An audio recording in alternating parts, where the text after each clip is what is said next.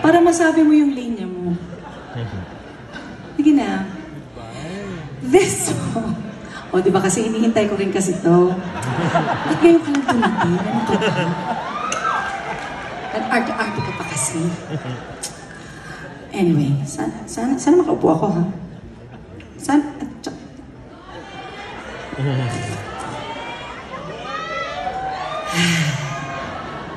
Okay. Now, this song was written by Louis Ocampo and Martin Rivera. I was doing an album that time, and I had a boyfriend.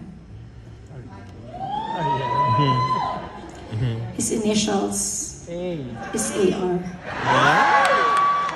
Na by the way, kalabang ko ngayon. Alam mo may kaya parang may dahak-dahak ka. Acid reflux. Anyway, so I just released an album that time. Tapos saktong-sakto nung nag-break kami. After 4 months, anong sasabihin mo? Anong sabihin mo? Anong sabi ko?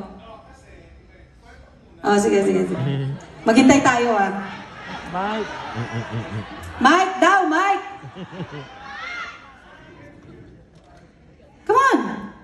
Come closer kasi to the microphone. Oh, yan. Nadinig niyo na. Anak ng tipak lang pupunta pa ako doon ng layo-layo nung bibiyahihin ko. Anak ng tipak ko. Talaga naman. O yan. Wow, ako naman. Okay. Hindi, kikwento ko kasi hindi ko pa siya kilala noon. Okay. Meron akong girlfriend at the time. And kinikwento niya. And I want to know in how many people probably also saw that show. Kinikwento sa akin na daw siya. I think Martin After Dark. She was guesting at the show.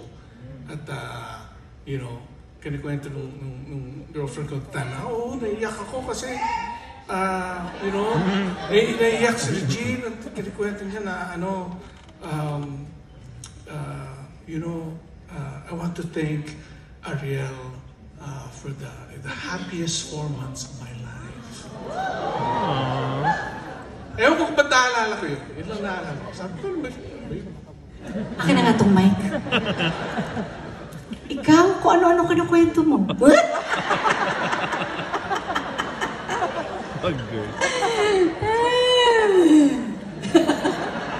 No, but it's true. At that time, it was the best 4 months of my life. Because, because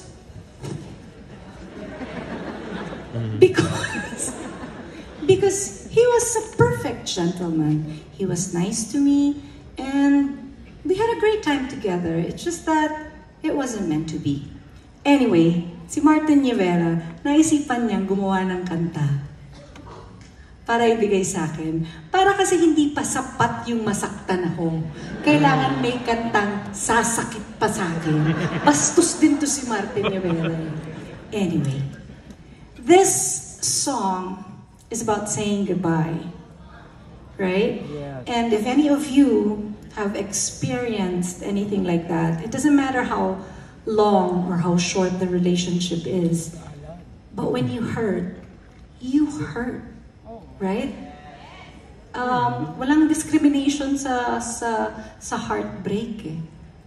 When you hurt, and sometimes, even if the other person already said goodbye, and even if you convinced yourself that you've already said goodbye, your heart doesn't know that it's over.